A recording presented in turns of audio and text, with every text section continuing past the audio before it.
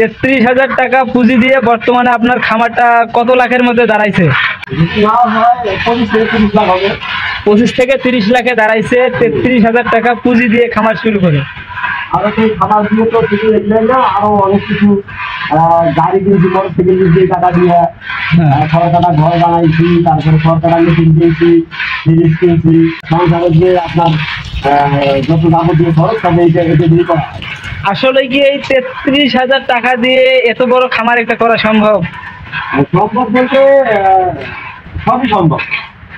আপনার এই গরুটা বাচ্চা দিচ্ছে, আগে তো বাচ্চা বিক্রি করি নাই, আরো কিছু ক্যাশ ছিল, ওগুলা ভাইকে ভাই খাইছি, প্রথমকার বাচ্চাগুলো বিক্রি করি নাই, যেগুলো হয়েছে ওগুলি রেখে দিচ্ছি, যেগুলো হয়েছে ওগুলি রেখে দিচ্ছি। হ্যাঁ, রাখার পরে এখন যেহেতু দাবি বেশি হয়ে গেছে, এখন গরু বিক্রি করা লাগে।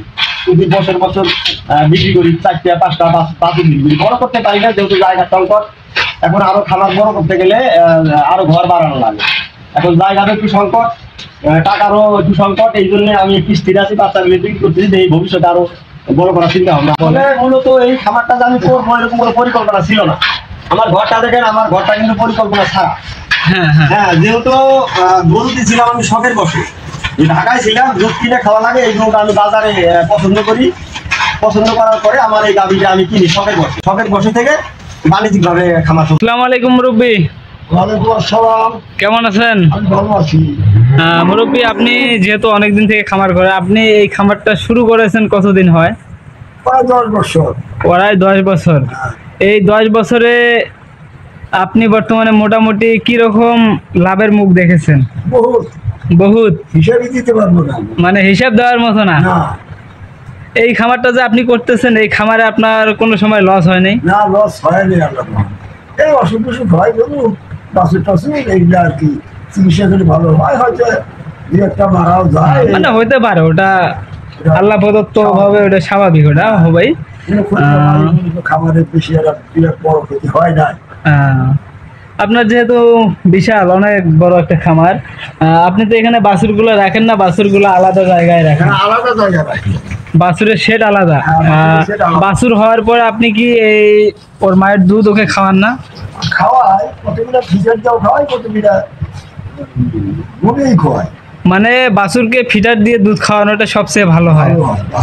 বাছুরের ফিচার দিয়ে দুধ খাওয়ানো সবচেয়ে ভালো হয়, কারণ ও পর্যাপ্ত পরিমাণে দুধটা আপনারা নিজে দেখে খাওয়াইতে পারতেছেন, যে ওকে কতটুকু দুধ দিতে হবে, কতটুকু দুধ দিলে ওর পেটটা ভরবে, বা কতটুকু চাহিদা, আপনারা সেই মাপে খাবারটা দিতে পারতেছেন। হ্যাঁ, আপনারা যারা বাছুর লালন পালন করবেন তারা অবশ্য বাছুরকে ফিটার দিয়ে দুধ খাওয়ানোর চেষ্টা করবেন, কারণ ফিটার দিয়ে দুধ খাওয়ালে কিন্তু সেই বাছুরটার পর্যাপ্ত পরিমাণে দুধটা খাওয়ানো হয়, আর পেটের কোনো সমস্যা হয় না। এমনি যখন ওই যে গাভীর মধ্যে লাগাই দেওয়া হয়, তখন মাঝে মধ্যেই কিন্তু পেটের সমস্যা হয়ে যায়। এই জন্য আপনারা যারা খামার শুরু করতেছেন তারা এই জিনিসটা একটু মাথায় রাখবেন। আপনারা ভিডিওতে যে মুরব্বীকে দেখলেন, এই মুরব্বী হলেন আমাদের সাইদুল ভাই, চেনা মুখ একজন সাইদুল ভাই। ওই সাইদুল ভাইয়ের বাবা কিন্তু উনি, ওনার সর্বপ্রথম ওনার বাবাই কিন্তু এই খামারটা শুরু করেছিলেন। ওনার বাবা থেকে বর্তমানে সাইদুল ভাইও এই খামারে লেগেছেন, কারণ উনি আগে ঢাকায় ছিলেন, ঢাকায় যে কোনো একটা জব করতেন, সেই জবটা বাদ দেওয়ার পরে উনি এই খামারে এসে ওনার বাবার সাথে উনিও লেগে পড়েছেন। দেখেন মোটামুটি বর্তমানে কিন্তু এই খামার দিয়ে উনি ভালোই একটি উন্নতির মুখ দেখতেছে। আপনারাও যারা খামার করতে চাচ্ছেন তারা একজন ভালো অভিজ্ঞ খামারির কাছ থেকে পরামর্শ নিয়ে একটি খামার শুরু করার চেষ্টা করবেন, তাহলেই কিন্তু আপনারাও আমাদের এই সাইদুল ভাইয়ের বাবা যেমন খামারটা শুরু করেছে, আপনারাও কিন্তু এভাবে এই সাইদুল ভাইয়ের বাবার মতোই আপনারাও সেই খামারটা দিয়ে লাভবান হতে পারবেন। আমাদের সাইদুল ভাই এখন দুধ দহন করতেছে, এই ওনার খামারের প্রথম গাভী। ভাই আপনার খামারে এটা প্রথম গাভী না? এটাই ওনার খামারের সর্বপ্রথম গাভী। আপনার কয় টাকা পুঁজি ছিল? আপনার কয় টাকা পুঁজি ছিল? 33,000 টাকা পুঁজি দিয়ে বর্তমানে আপনার খামারটা কত লাখের মধ্যে দাঁড়াইছে? এখন যদি না হয় 25 থেকে 30 লাখ হবে। 25 থেকে 30 লাখে দাঁড়াইছে 33,000 টাকা পুঁজি দিয়ে খামার শুরু করে।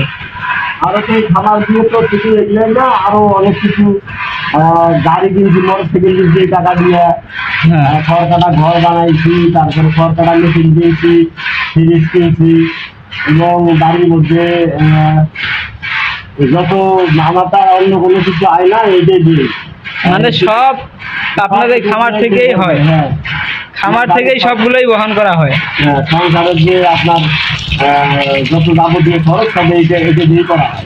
আসলে কি এই 33,000 টাকা দিয়ে এত বড় খামার একটা করা সম্ভব?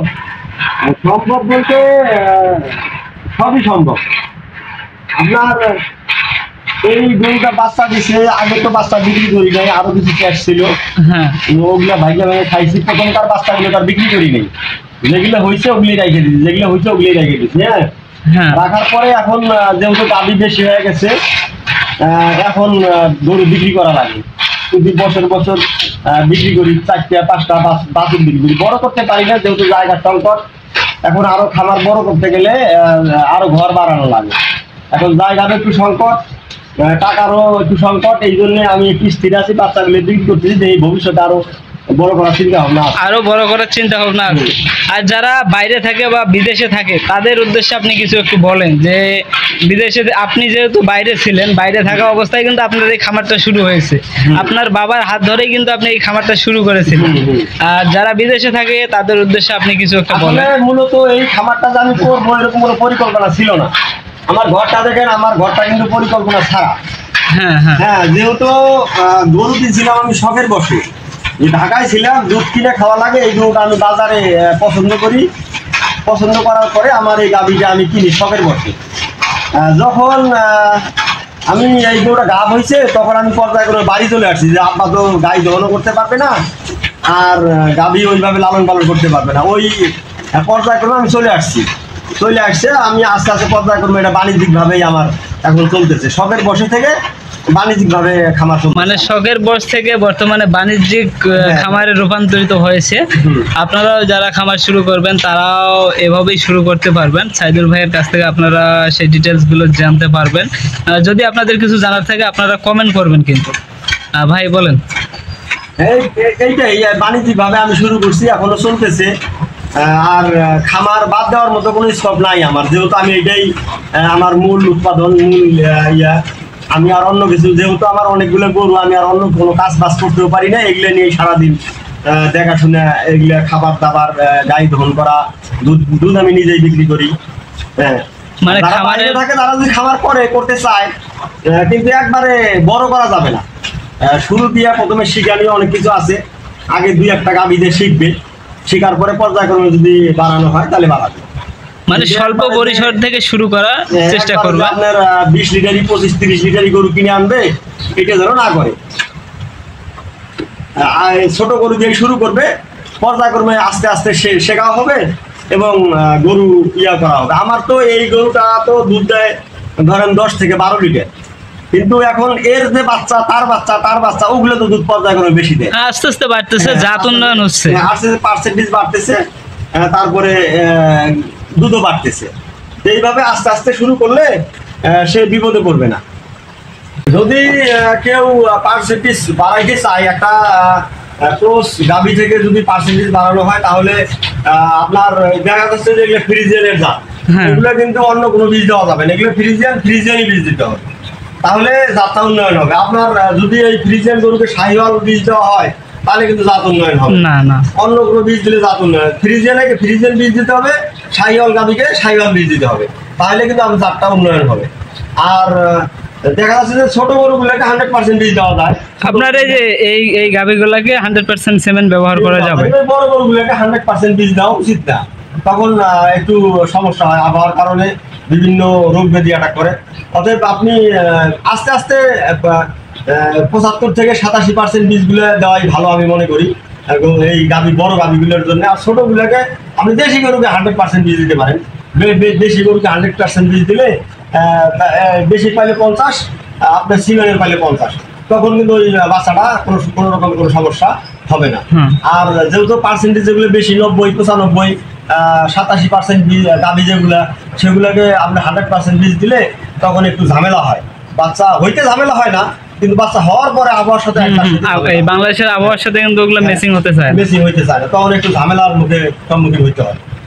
এই জন্য আপনারা একটু সিমেন্ট যেটা দিবেন সেটা একটু কমায় দিবেন। এই যে দেখেন আপনারা এই যে আমি একটা আমার বাচ্চা হয়েছে সেটা আপনি 87% বীজ গাভী ছোট, তারপরেও বাচ্চা দেখলে অবাক, মানে এত বড় বাচ্চা হয়েছে যে ও নিজের ভারসাম্য রাখতে পারে না। তারপরেও একটু জ্বর আসে, একটু হাঁপায়, শ্বাসকষ্ট হয়। হ্যাঁ, এগুলো পর্যায়ক্রমে ট্রিটমেন্ট করতে হয়। মানে 2 4 5 7 দিন বা 10 দিন 15 দিন একটু আবহাওয়ার সাথে ম্যাচিং হতে একটু সমস্যা হয়। হ্যাঁ, সমস্যা হয়। এখন যারা বাইরে থেকে খামার শুরু করতে চাচ্ছেন তাদেরকে বলবো যে আপনার এই কথাগুলো একটু মাথায় রাখেন, মাথায় রেখে খামার করেন, তাহলে হয়তো বা উপকৃত হবেন, কোনো সমস্যা হবে না। আর যদি একবারে সবচেয়ে বড় গরু কিনে আনেন তাহলে হয়তো আপনারা লসার ভোগান্তিতে পড়বেন, গাভী সমস্যা হবে। হ্যাঁ, এই জন্য আপনারা ছোট গরু দিয়ে শুরু করেন, পর্যায়ক্রমে যখন কিনবেন আপনার শেখা যখন হয়ে যাবে তখন আপনি কিনবেন, সমস্যা হবে না। ঠিক আছে, সবাইকে ধন্যবাদ। সবাই অবশ্যই শুনলেন আমাদের সাইদুল ভাইয়ের কাছ থেকে এই বিষয়গুলো। কারণ একটি খামার শুরু করার আগে অবশ্যই কিন্তু আপনাদেরকে এই জিনিসগুলো একটু মাথায় রাখতে হবে, কারণ এগুলো যদি মাথায় না রেখে আপনারা একটি খামার শুরু করতে চান তাহলে কিন্তু আপনারা সেই খামারটা দিয়ে কোনো মতোই লাভবান হতে পারবেন না, বরঞ্চ লসের ভোগান্তিতে পড়তে পারেন। এজন্যই কিন্তু আপনারা এই বিষয়গুলো একটু মাথায় রেখে একটি খামার শুরু করার চেষ্টা করবেন। তবে যাই হোক, ভিডিওটি আমি আজকে এখানেই শেষ করে দিচ্ছি। ভিডিওটি ভালো লাগলে অবশ্যই একটি লাইক, কমেন্ট এবং চ্যানেলে যদি আপনি নতুন দর্শক হয়ে থাকেন তাহলে অবশ্যই আমাদের এই চ্যানেলটিকে সাবস্ক্রাইব করে পাশেই থাকবেন। ধন্যবাদ।